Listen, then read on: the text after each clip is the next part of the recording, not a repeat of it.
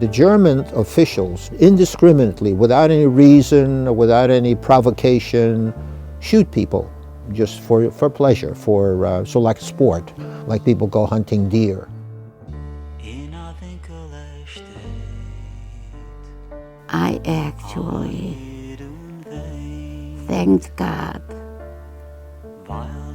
that my mother did not survive. I was a little girl, I had a red ribbon in my hair. They called me Dirty Shoe. It's a matter of life and death. If they don't get the tickets, they can't come to America, they'll get killed by the Nazis. I didn't feel anything. I felt that life is over.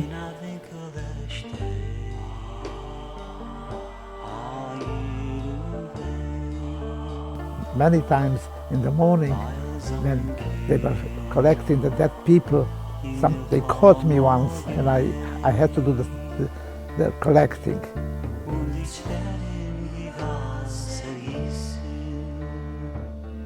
One of them is with a stick, and he had such a mischievous smile. That was Mengele. His name was Mengele. My mother appeared. She said, they are sending everybody out of Auschwitz. We're not going. She said, let's die here. We just traveled through time, throughout every stage that happened in the Holocaust, and we basically lived it. It was emotional and it was amazing, and it's an amazing experience.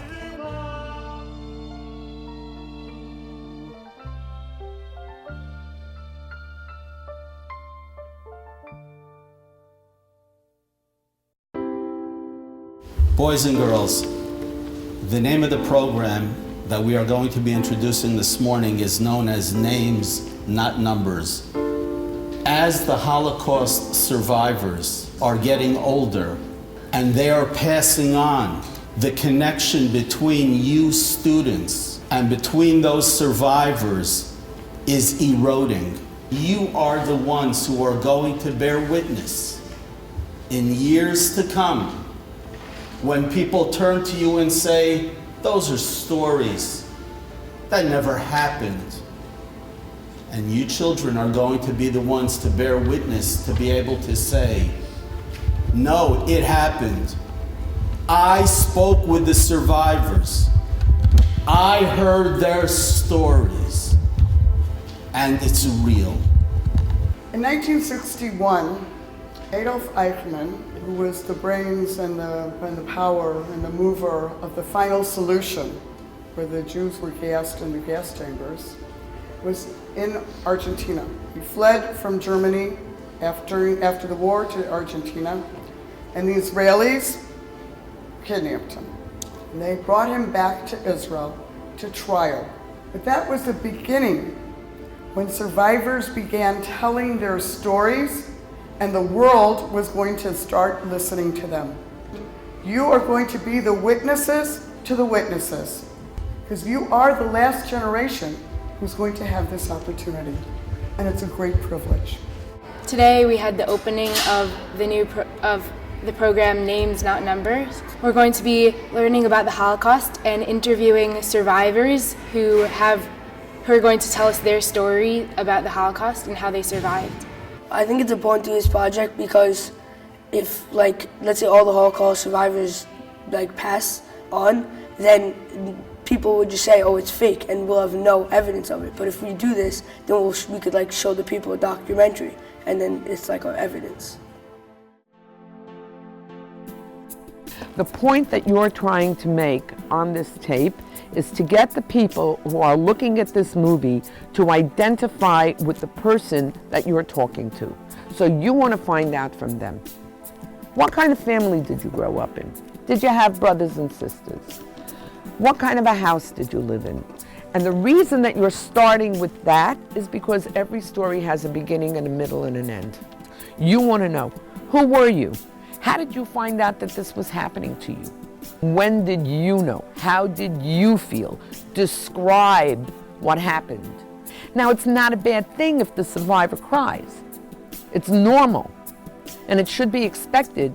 And it's actually good for the work that you're doing because it will make people who are watching it become emotionally involved with the emotions of the survivors. You will be receiving a biography. The biography is going to look like this. You need to know as much about this person as you can, because the more you know about the person, the better questions you're going to be able to write. Now in the biography, you'll notice that some of the words are in red, and below those are the links on the internet that you're going to use to get information about these places. You're going to be reading all of the links, all the documents that you have. You're going to be taking notes on what you're reading, and then based upon your notes, you're going to write your questions. We don't want to put them in the center. We want to see his eye about around here, right? It's always a third. That's the rule of thirds. A third on one side, a third from the top. What's wrong with this shot right here? It's called headroom. We don't have too much space between him and the top. Any questions, guys?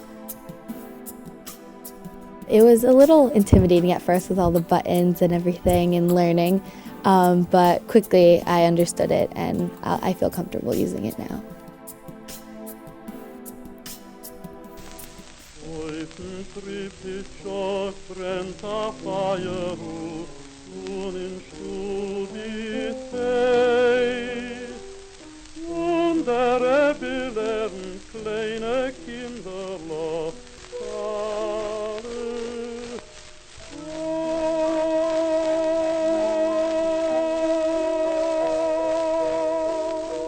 I was born in Vienna on April 10th, 1926.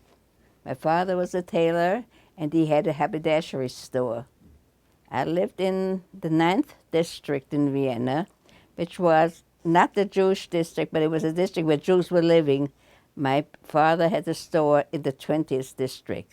And in the back of the store, they had a workshop where they used to do the sewing.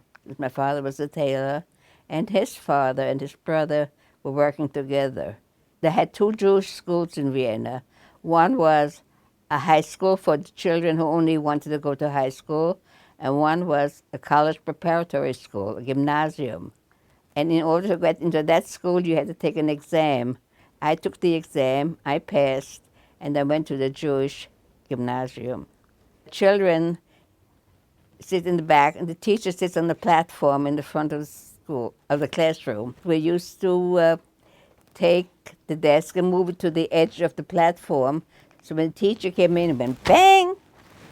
The desk fell off the platform. We had nothing to do. We couldn't go out to play. We couldn't go swimming. We couldn't go to movies. We didn't have television in those days. So what we did, we acted up in the classrooms. I was born in 1938, March, eastern Poland, in a town named Rzeszów.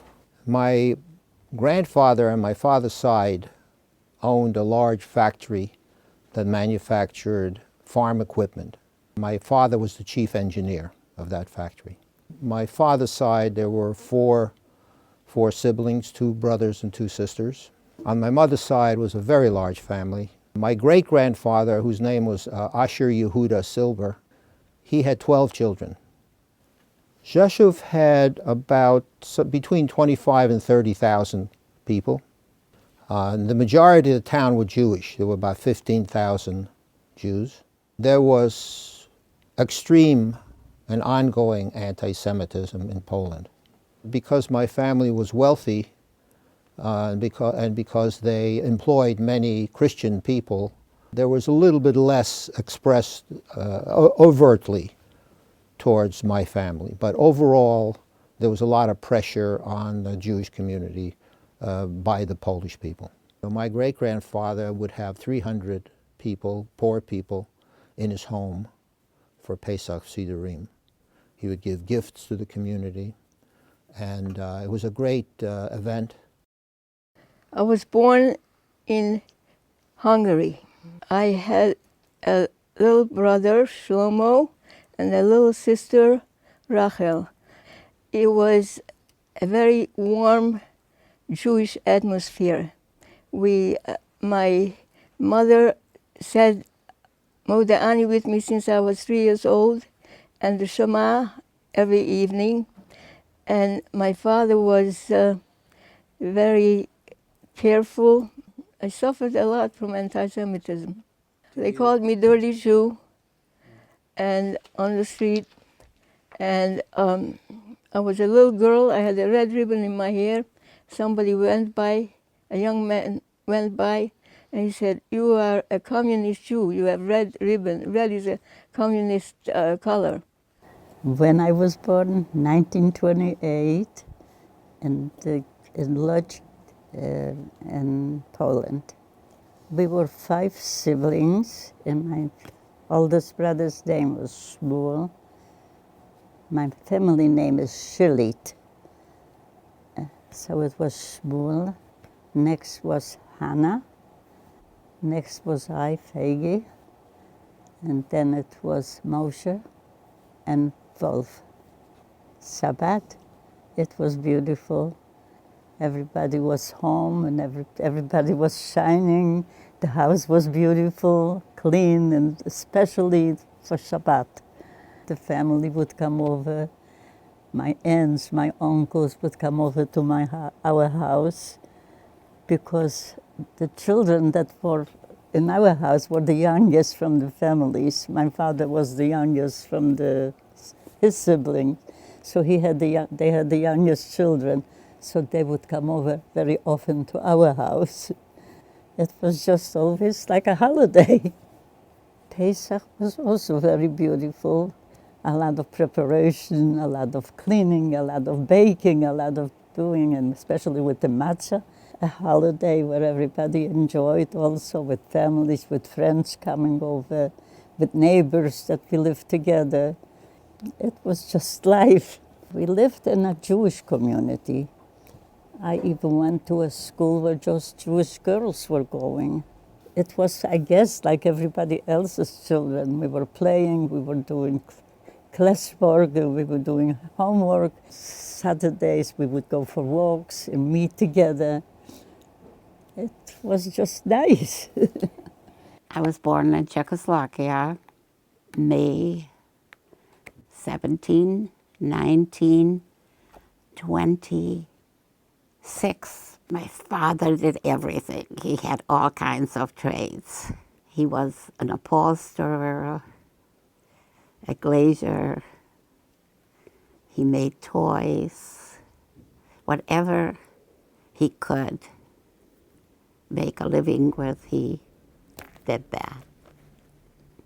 He was so liked by the Gentiles because to him, every human being was a human. We were 6 children, 4 brothers, and I had a sister that was the oldest. We were very religious. My father wore a strommel, bekische, girdle. We were very poor, but the Shabbat was always special. I was born in 1923 in Czechoslovakia. My father owned a lumber mill. We were 6 brothers and 1 sister. The oldest one was Moshe, the second one was Seth, the third one was Ben Simon, the third one was Dov, my name's Shlomo, and the Dov was the youngest one, and my sister was Esther. We played in the winter. We went skiing together, sled riding, ice skating. In the summer we went swimming together. We always had a project, something. Okay. Shabbos was a beautiful day with the whole family sitting around the table. In the morning we went to shul, all of us, and after we came home we had a very nice lunch, and after the lunch we went for a walk. During the week everybody had a different job, some of them went to school, some of them went to the business, but Shabbos everybody was home. I was born in Czechoslovakia. And when? On August 8, 1930. My father was a grain merchant. I had an older sister than myself, then I had a younger sister and 2 brothers. There was no yeshivas for girls. So my education was public school. The relationship with my not Jewish friends depends. Some of them were nice, some of them were not. The house where we lived in, we were sharing the garden and the court with a non-Jewish neighbor.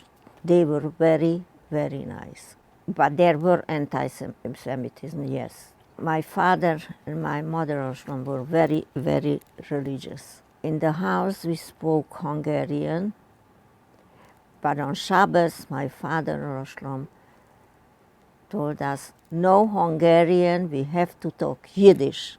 So on Shabbos we spoke Yiddish. My name is Tova Friedman.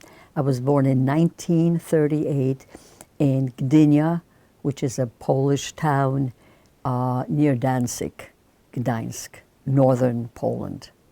My parents left the shtetl, the small town where they were born, and they wanted to go to a bigger town. My father was a businessman, so he came to this town, Gdynia, which was both Polish and German and Jewish. They kept all the traditions that they came with from the hometown. We were always observant. We were always kosher. Anti-Semitism was everywhere. When we weren't allowed to go to the public library, we had our own libraries. When we couldn't go to the theater, we had our own theater. Very early, the division, the separation of Jews from non-Jews. Before I came in, I wasn't sure what to expect, so I was very nervous. But in the first couple minutes, couple questions, I was okay. I feel that this project is important because we're the last generation that will be around to see these survivors, to hear their stories firsthand. It's a really special thing.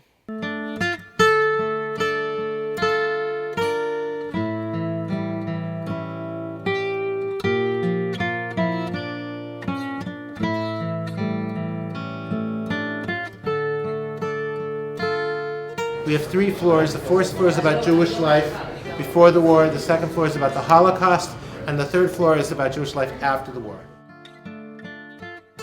So this is our garden of stones. All right, this is a memorial to the Holocaust. It's 18 rocks. A rock is a sign of death, but from the rock comes life. Today my class went to the Museum of Jewish Heritage and we went through a tour about the Holocaust from beginning to end. Something that I learned today was how the Jewish Holocaust survivors, how they symbolized everything when they got out of the camps. Like when the women got out of the camps, they made these dresses to show the freedom that they've had, and out of the pajamas that they were in the camps, they made a backpack to show that the Holocaust didn't really change them, just made them stronger.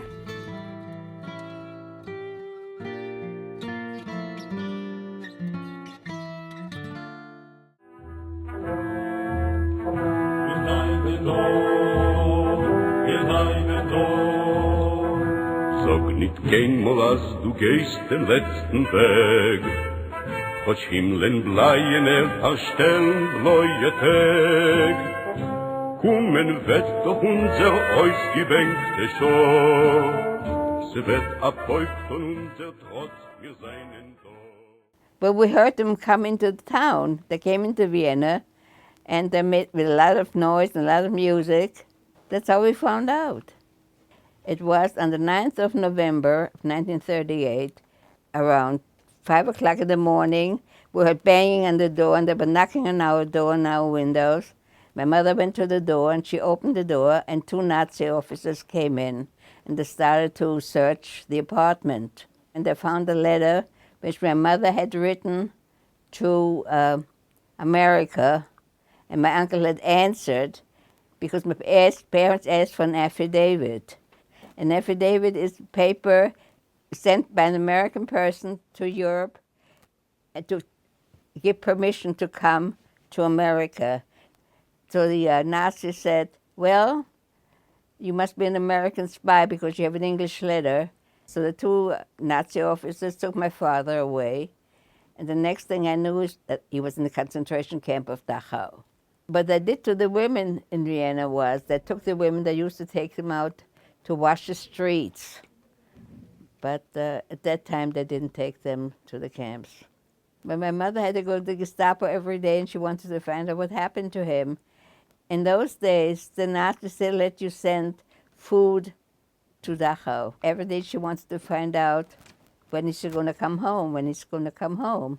It was not a very pleasant life. I had nothing to do. I went to school. My father was away. My mother was looking for my father all the time. It wasn't pleasant. It's boring and miserable. And what happened was that I had an aunt in Italy.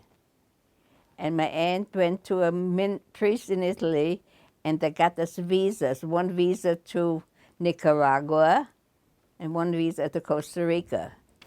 We bought the tickets to go, and my father came home on the 17th of January, 1939, and Costa Rica said, well, we don't want any more Jews, that's it. The first time my uncle sent an affidavit, he only made $1,000, and the Americans said, I'm sorry, we can't accept it. He doesn't have enough money to take care of you, because we were not supposed to work, and we were not supposed to do anything special. He was supposed to support us, and I was supposed to go to school.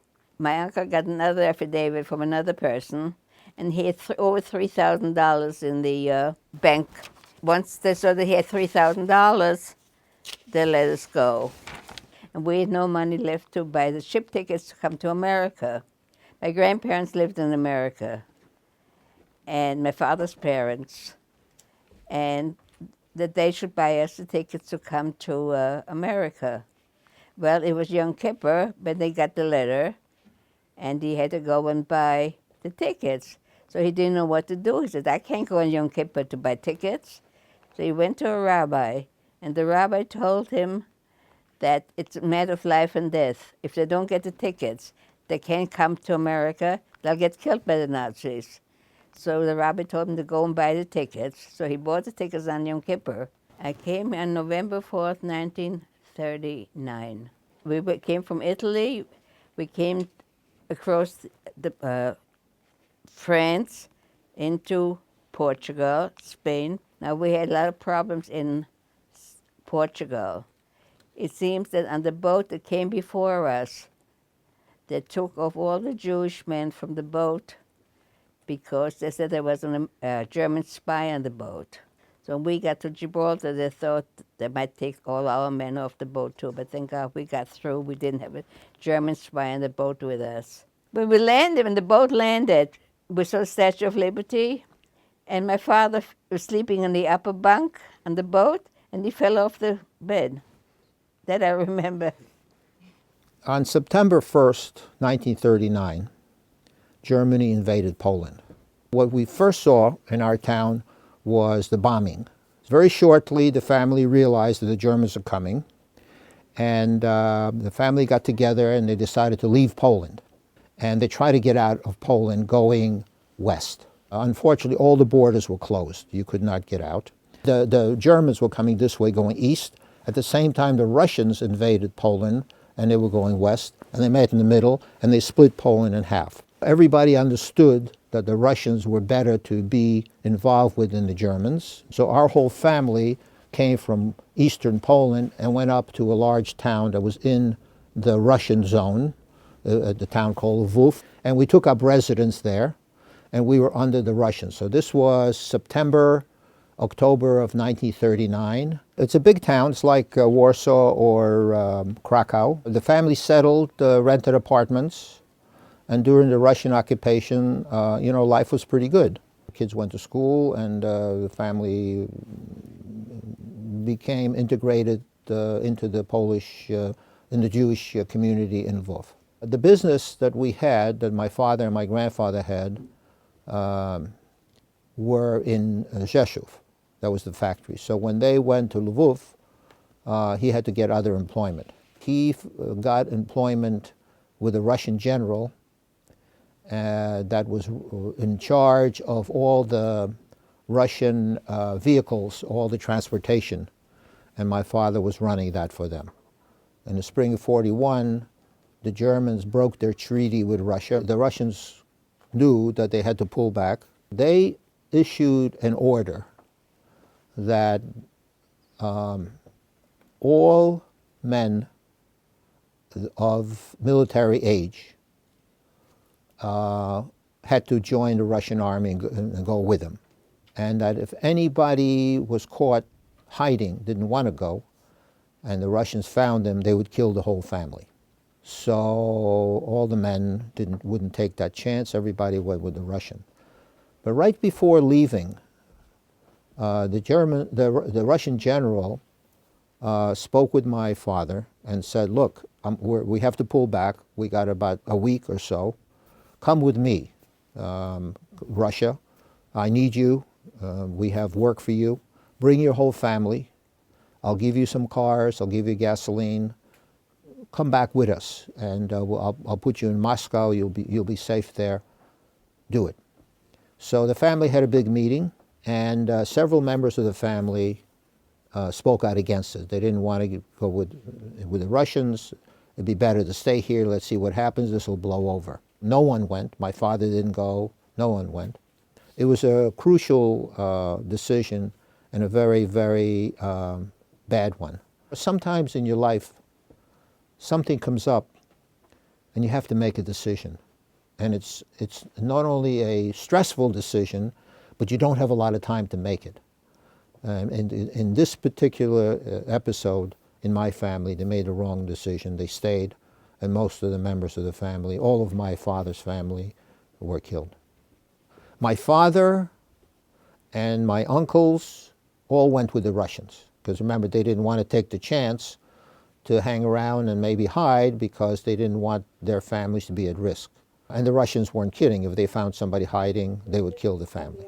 So they went with the Russians, and my father never came back. The rest of the family was in Lvov, and now the Germans came.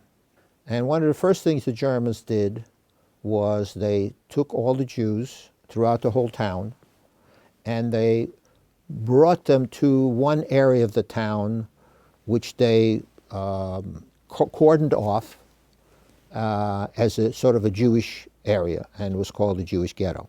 So my whole family was in the ghetto. At first, the ghetto was not as severe as you saw in Schindler's List. They wanted all the Jews in one place where they can keep an eye on them, but there were no shootings, killings, and there was not a lot of disease. You know, people weren't dying of disease. And if you had money, you can get food. The problem was you had to go out of the ghetto to get it. My mom, who was very brave, went out shopping to get food for the family. She took off her, every Jew had a yellow star. You had to have it sewn on your coat or your jacket. It's big. She took it off and took me by the arm, and we went shopping. We were in a store, and a Polish woman got into an argument with my mother and said to her, "You're a Jew." To which my mother replied, "I'm a Jew, you're a Jew. What are you calling a Jew?" You know, sort of that kind of a discussion. And they were arguing back and forth. And a policeman came by, and he took my mother and myself out. They asked my mom, "Give me your papers." My mom didn't have papers. Obviously, she was in the ghetto. She said, "Oh, I left them in my other coat." Policeman said, No, you're Jewish. Come with me." Now, once they took you to the police station, and you had no documents to prove that you're an Aryan, not Jewish, they would kill you. They would shoot you. They would put you on a wall. In those days, they still just shot people. If you were a little baby, what they would tend to do is take the babies by the legs, hold them by the legs, and smash their heads against a brick wall and kill them. As we were going through this park, he was pulling her. She dropped down on her both knees, which is a very Christian thing to do, and grabbed one of his legs. And he turned around, and she said, please, for the sake of the child, let us go. And I don't know what took him, what affected him, whether I looked like one of his children, what created the mercy. It was obviously from Hashem. But he said to her, get the hell out of here, you Jew, go back to the ghetto. And we were released, and that's one of the reasons I'm here to speak to you, Jakey. At some point, my grandparents, my mother, the adults, decided that they have to get out. So my mother, her parents, my maternal grandparents, and my aunt and I were able to get out of the ghetto, pay a Polish person through intermediaries, to drive us out of Lvov, which was a big town and there was a lot of concentration, into a small town of Zlochów. This town's name was Zlochów. It was a smaller town than Rzeszów. And the idea was we would go to the small town, we get an apartment, the family, and we start living quietly, and we'd be sort of under the radar. The rest of the family stayed in Lvov. They were eventually rounded up and killed. And about 4 or 5 weeks after we were there, one of the neighbors in the building, one of the Polish families, they called the police. And they said, there's a Jewish family hiding, living here. So they arrested us, and they took us to the ghetto. Now in this ghetto, everything was worse. At the end of our stay, which was already in December, the Germans decided that they're going to eliminate this ghetto. We have to create a safe room. We have to create a hiding room. Somehow the people got materials, and they built a room, small room, and behind the stove they built a small little door. And since the stove had a lot of wood around it, the wood and the stove hid the door. The day before the Germans came in, all 30 people, and there were a bunch of children, adults, including my family, crawled in through that door into this room. And for 3 days there was a lot of shooting until everybody in the ghetto, with the exception of the 30 people in our apartment, were dead. Somehow, with the help of God, that group survived.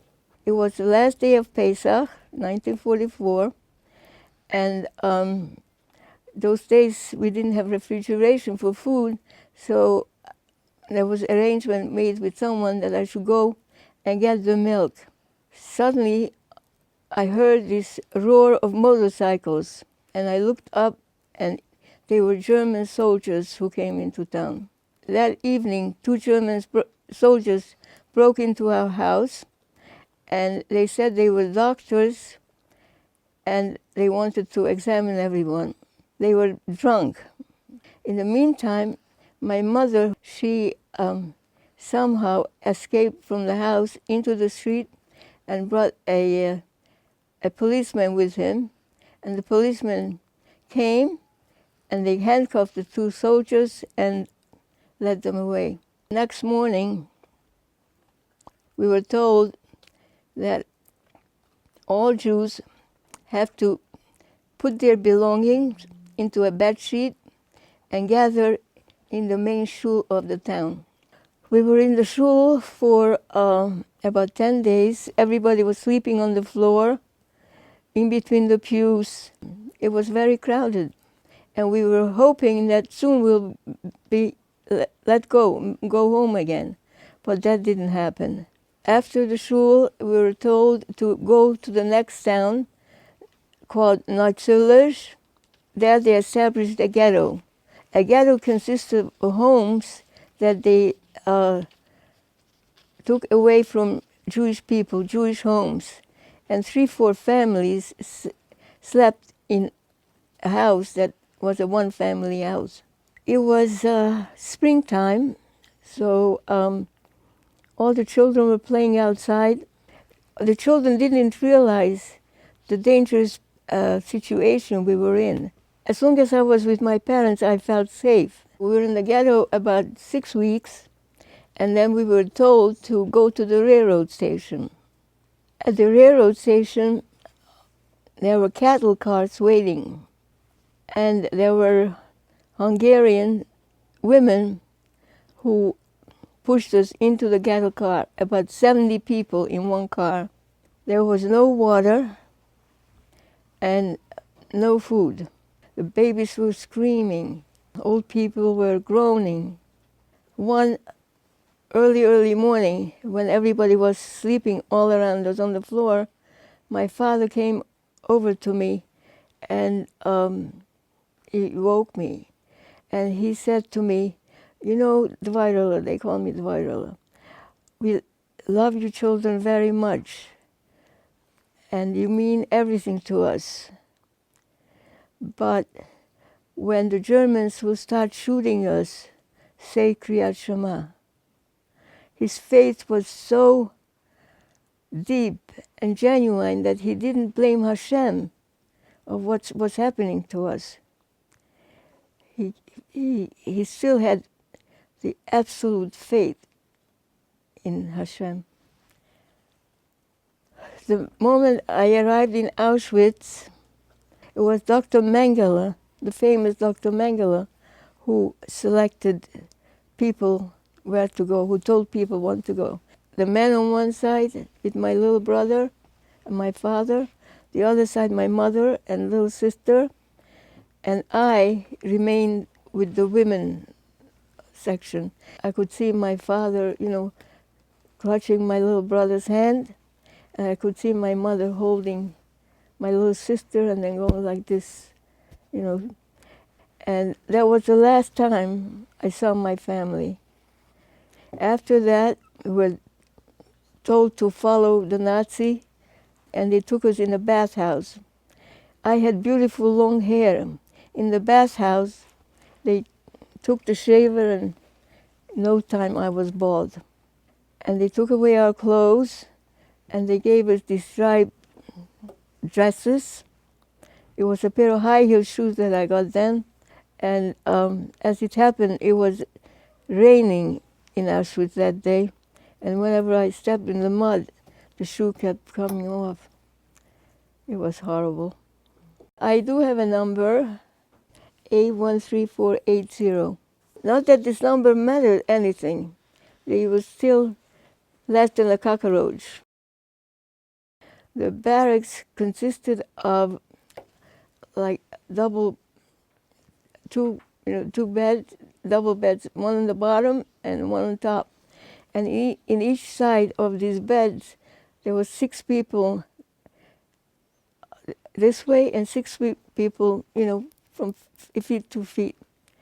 And when one of us turned around, everybody had to turn around. We had to get up 4:30 in the morning. Then we had to line up. There was a barrel of black coffee and they gave us a tin cup. So you got a cup of black coffee and a piece of bread, and that was for the day.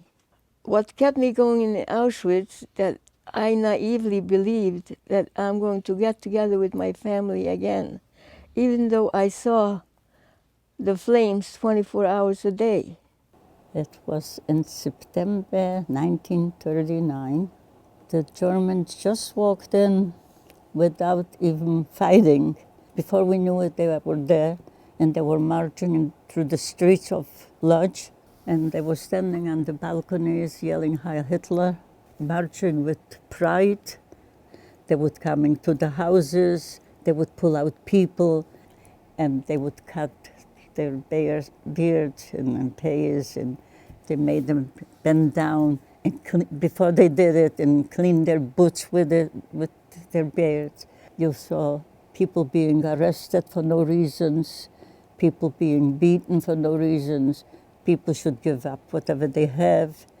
And right away, there was a lot of bloodshed when they came in. Everything that came unexpectedly. 1940, they already had set up a ghetto. We had military men watching us. We had no connection with the outside world at all, and everybody had to go to work.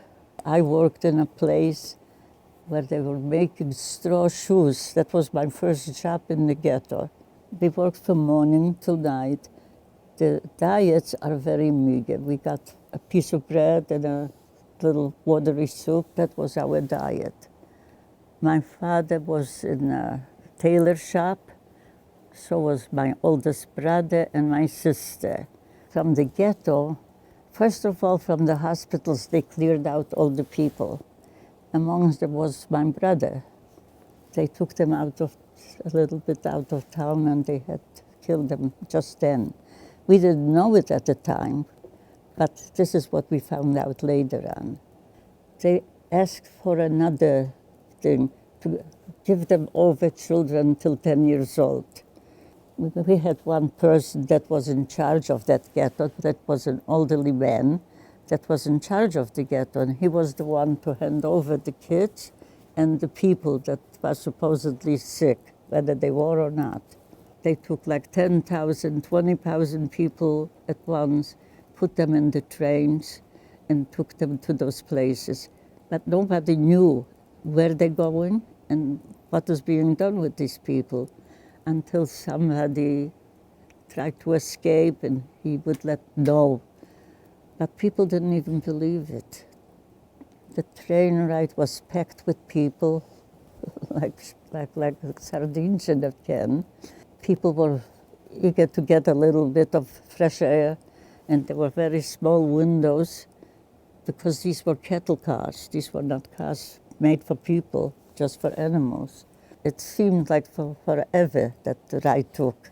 When we finally came to a destination, they took us into the platform where we stopped, and over there they took everything away from us that they told us that we could take with us when they sent us to the other camp, which happened to be Auschwitz.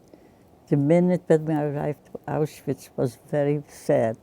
Like I started telling you, they took everything away. We went down, and they separated right away the men from the women, which tore the families apart right away. My father and my brothers and my mother and her sisters and the kid, everybody was separated. They had selections. We didn't know what they're going to be doing with us, because we never knew from one moment to the other what's going to happen to anybody or anything. They selected the men first and then the women. I was at that time the youngest from the women. I was together with my sister still and my two cousins, because everybody else was taken away in the meantime already. We didn't know where to and what for. Only to find out later that all these people that were taken away to one side were killed. They gassed them and burned them and killed them and threw them out. We always hoped that maybe somebody is alive somewhere. They had those selections very frequently, like twice a day, and sometimes more. They would have us undressed and check out who is capable of going to work. They needed people for work. We had numbers, we had no names. My number was 55133. All my family perished in Auschwitz except me and my sister. I didn't feel anything. I felt that life is over. They came marching. People actually went to meet them, to welcome them. Didn't take much time before they started deporting us. We were taken to a ghetto, and barracks us. That's a town, bigger town, a town that they took us. It seems like we just let let them do everything that we did not resist anything. They told us, come, we went, go do this, do that, just come, leave everything and let's go. My younger brother came with us, and he used to sneak out and bring in fruits and vegetables. That's what we ate. We were not too long in the ghetto before. From there, we stayed 3 weeks. Next day, we were transported to Auschwitz. We were in these cattle cars for 3 days without anything, packed in like sardines, I would say. No toilet, no water. There was just a little window in that cattle truck. And finally, after 3 days, they opened up the door. When we got there, there was music. The Gestapos with their rifles and dogs, rouse, rouse, out, out. They right away started, you go left, you go right. And there was my father, my mother, my brother, and me. They sent them to the left, sent me to the right, and my brother also, he wanted to go to the right. My mother pulled him. And whoever went to the left, they went to the crematorium. The ones that went to the right, they were the ones that they took to work. Took us to this big room, had us all get undressed and shaved us from top to bottom. There was a big gate, and naked we had to walk at that gate to the barracks.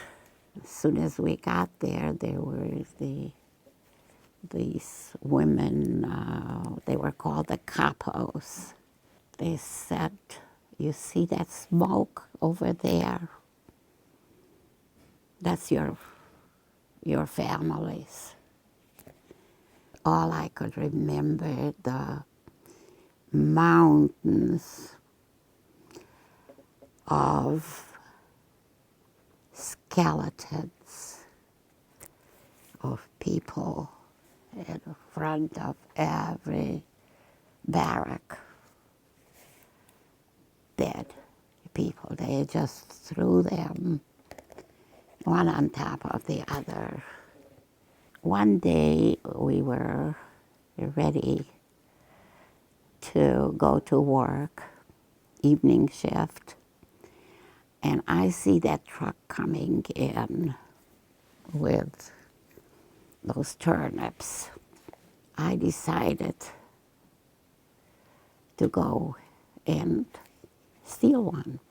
I was able to get one. As I started walking, I hear somebody say, "Halt."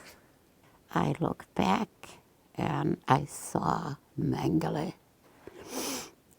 When I saw it was him, I dropped it and I started running. I ran into one of the barracks, not the one that my barrack. I saw him coming in, and he announces, whoever does not belong in this barrack should report. Nobody said a word. I got out of that. That was one of the miracles that happened. I actually thanked God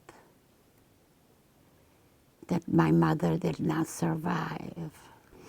The way I saw these mothers and everybody else that we suffered, there were sisters and mothers and daughters that were just stealing from each other. They were, when people are hungry, they're hungry. Started acting like not human beings. When we came to Auschwitz, they told us, you're going to see your parents on Sunday. So how can I survive? How could I be without my mother until Sunday? And here, not long after, I said, thank God my mother is not alive anymore. And that was that in Auschwitz. Next, we went an ammunition factory was bombed, and they wanted 2,000 people to go and rebuild it. Then I was one of them. Czechoslovakia was occupied by the Germans in March the 15th in 1939. In Europe, after the Nazis occupied us, the laws changed. The Jews didn't have the same laws as the Hungarians. First of all, I couldn't go to school anymore. Everything what we normally did was restricted. The army controlled everything. They watched me, where I go, when I come home, and once they caught me that I'm going in the wrong direction, they arrested me. In 1942, I had to join the labor camp.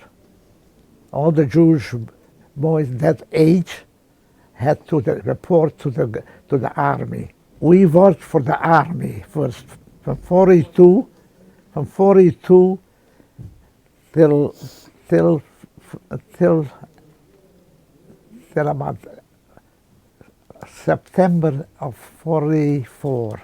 After 2 years, the Germans and the Hungarians who worked with them saw that they lost the war. They knew that they lost the war, and they didn't know what to do with us. They marched. We were on that march for a whole week to Austria. Very hard, no food, and it was in January. First of all, they kept us in a school, and we worked in the town with all different things. And then they decided, they marched us to the Mauthausen. We arrived there at night, and there was no place to sit, no to sleep, no nothing. We were hungry, we were tired, and like a concentration camp, nothing else. I didn't know that that nobody there, and I didn't know where it is. All along was the people dying every morning. Many times in the morning, when they were collecting the dead people, they caught me once, and I had to do the collecting. They have big pits, and you just throw them in there. Mauthausen, I was about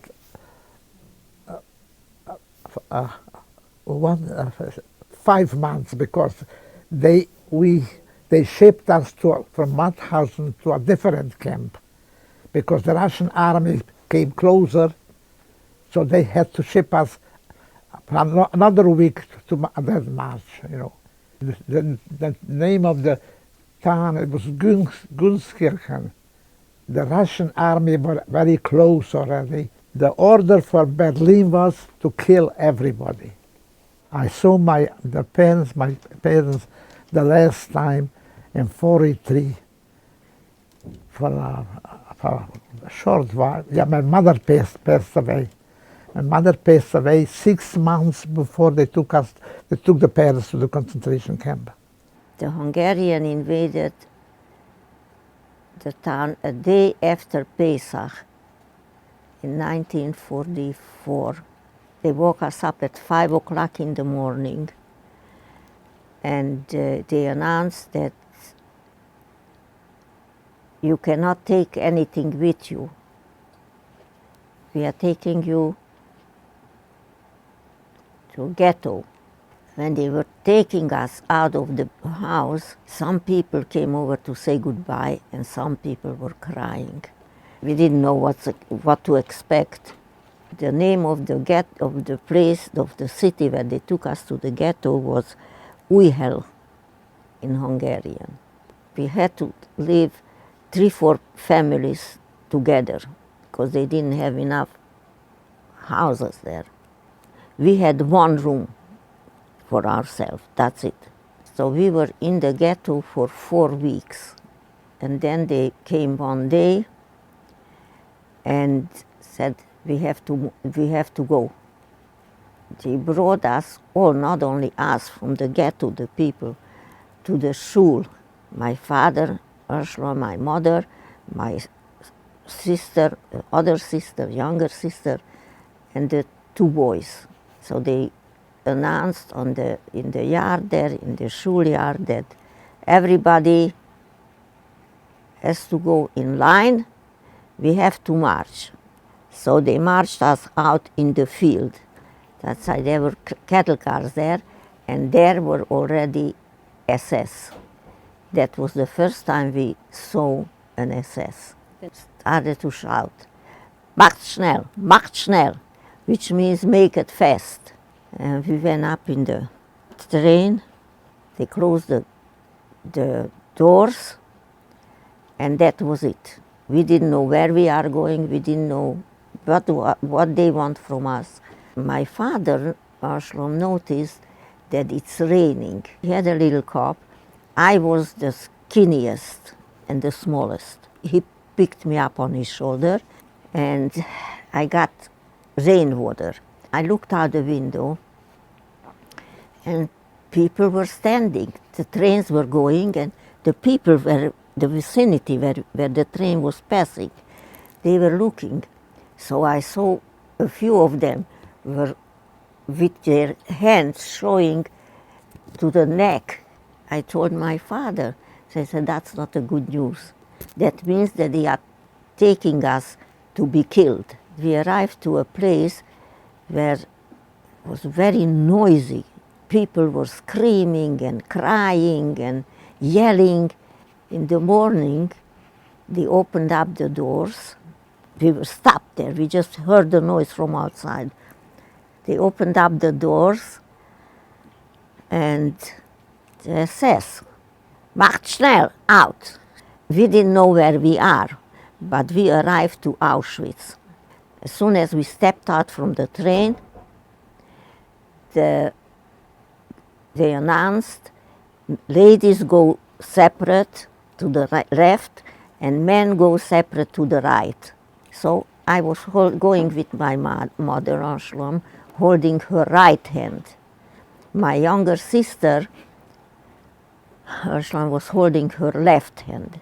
And my older sister was right next to us. In front of us were standing about 8 SS with guns, with dogs.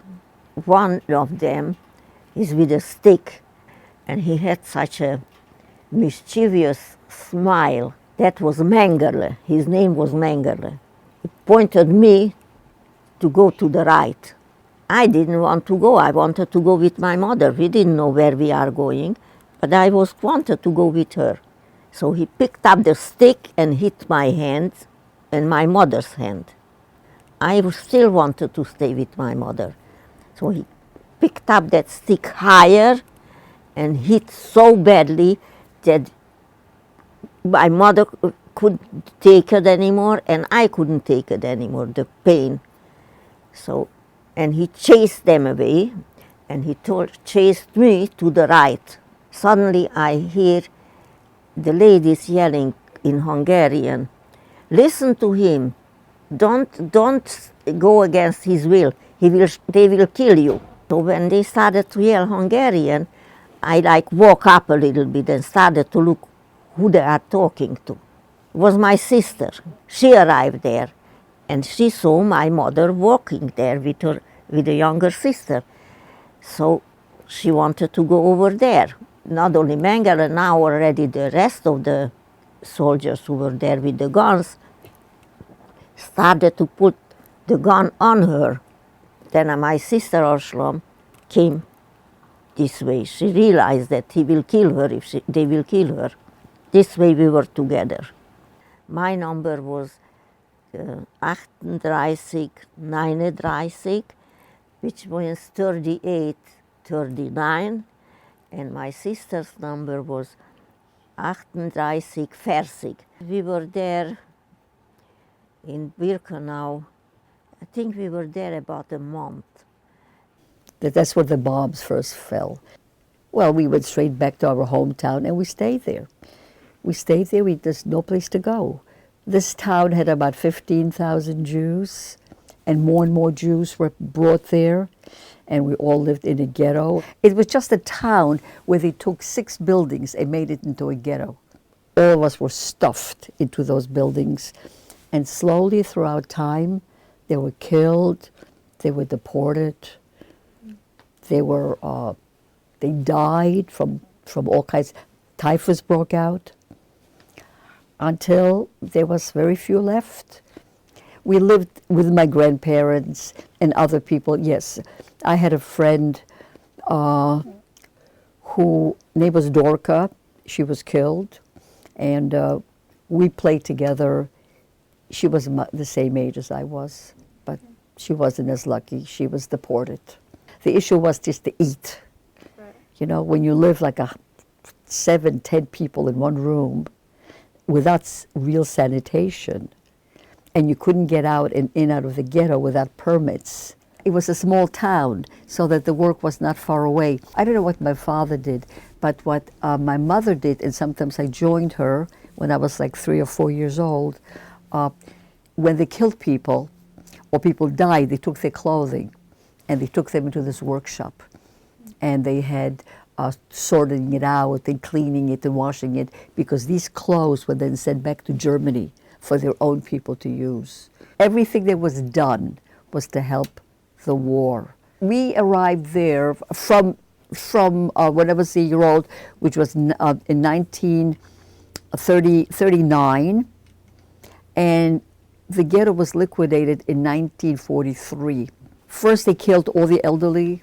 I remember when my grandparents were shot because the elderly were useless. Then they took the children. So there were only 23 people left at the end of the ghetto. And I was among them. We began to clean the ghetto so that nobody can ever tell that anything was going on there. And the next step was, we took us in a truck, and we were positive we were going to be shot. And they took us to a place, Tarchowice, which was a labor camp, slave labor camp. The children did very little, except maybe work around inside the barracks. All the adults went out of camp every day to work in a factory. My mother and father left very early in the morning. They gave me something to eat. During the day, there were some people there who fed us, usually 18, 19-year-old, either they were sick and they couldn't work that day. And we were scavengers. We went from garbage pail to garbage pail, hoping there was something left to eat, to eat. When they came to take the children, My father had made a double ceiling, and he was able to take me there and hide me so that they didn't find me. And there were so many children there, they couldn't know that I was missing. And I watched all the children from a little opening where I was hiding. Every child that I knew was put on this wagon. And we knew where the wagons were going because a few days earlier, their parents have dug the graves for the children. But I survived. After all the children were taken away, I could no longer be seen, right? Because I'd be shot. So my mother locked me up. I say my mother was my father too. They locked me up in a room, in that room that we lived in. And I was there for a few weeks, I think. And then one day, my father came and he said, okay, we're going, pack. There was nothing to pack. And we all walked to the trains. I was seen, the Germans saw me, but they didn't shoot. And I don't know why. I was so small that my mother was holding me. And my father they separating men and women. My father went to the left of the train. My mother went to the right in the train. My father was crying, my mother was crying. And my father touched my face, kissed me, and said, be a good girl. My mother had to help me up to the train. I don't remember any food or water, or just went to the bathroom wherever you stood. Terrible smells, screaming and crying. And I remember when we did get out, there were the people who looked like they were alive because they were standing. They were really dead. I remember the arriving in Auschwitz very, very vividly. The first thing they did was they checked us over. If our bodies are not perfect, we'll go right there. And she pointed to the crematorium. That's how we remember everything. My mother did not believe in lying to me about anything. She felt that telling you the truth is protection. Then they shaved my head, took off my clothes, and then we went into Auschwitz, through the doors into Auschwitz. I was with my mother for quite a while, but then when they took me away, they gave me this number, 27,633. She said, you don't have a name, this is your name. It was normal at that time. Everybody was a number. Not only was I a number, but everybody there was a number. Numbers became our lives. You woke up in the morning and you were marched. Everybody was marched together to the bathrooms. That was the only time you were allowed to go to the bathroom. And then you were taken outside and you were counted, appel. And then when you got back, they gave you something to eat, like a piece of bread and some kind of soup. Again, you waited online. Most of the time, we're just waiting. This was not a place for work. This was a place for waiting your turn to die. I interviewed George Blank, my grandfather. I knew most of his story already. He's told it. I've heard him speak a bunch of times. But some of the more, just the little details of it, I hadn't heard as much.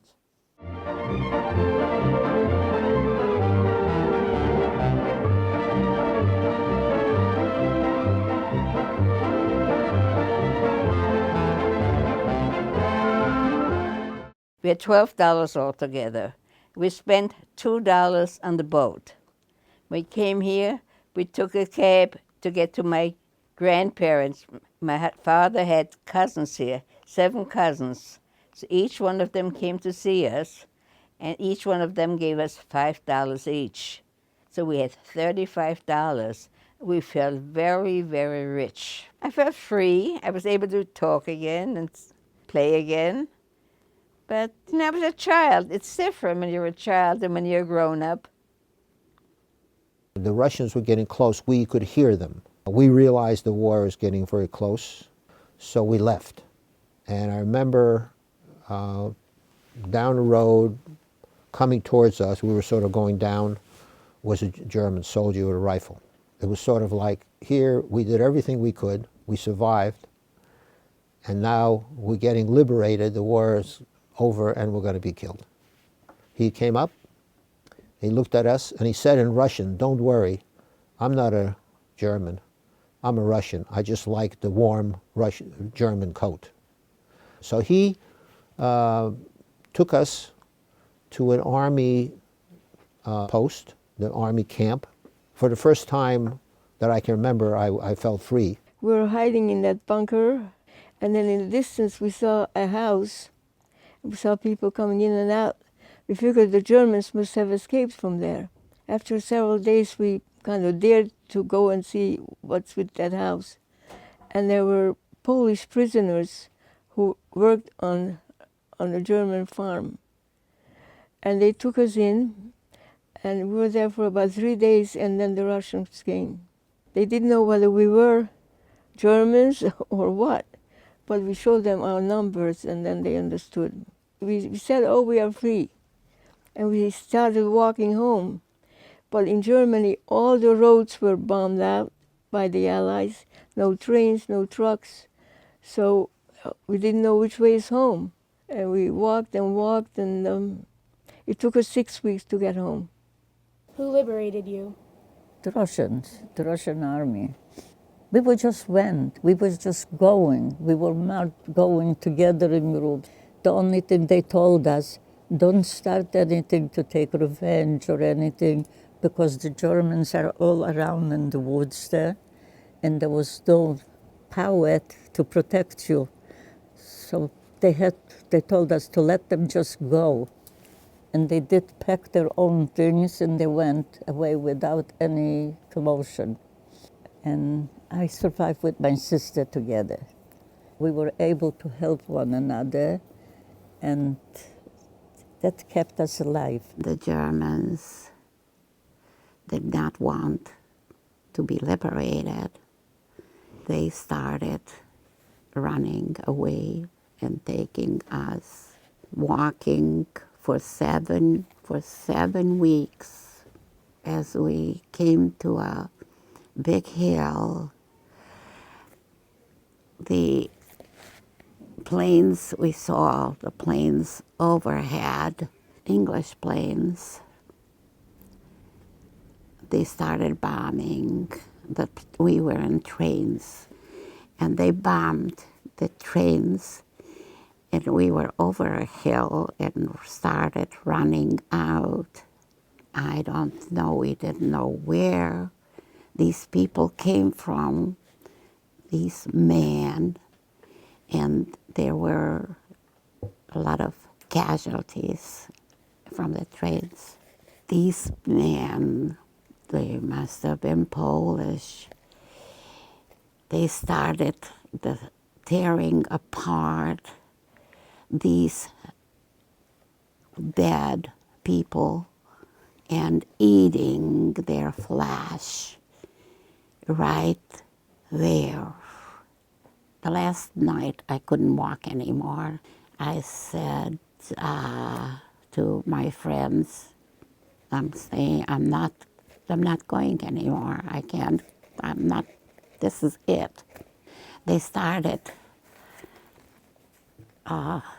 bandaging my feet with rags and with, "No, you're coming, we are not leaving you, you just have to, you're coming with us." And the next day, we wake up and we wait for them to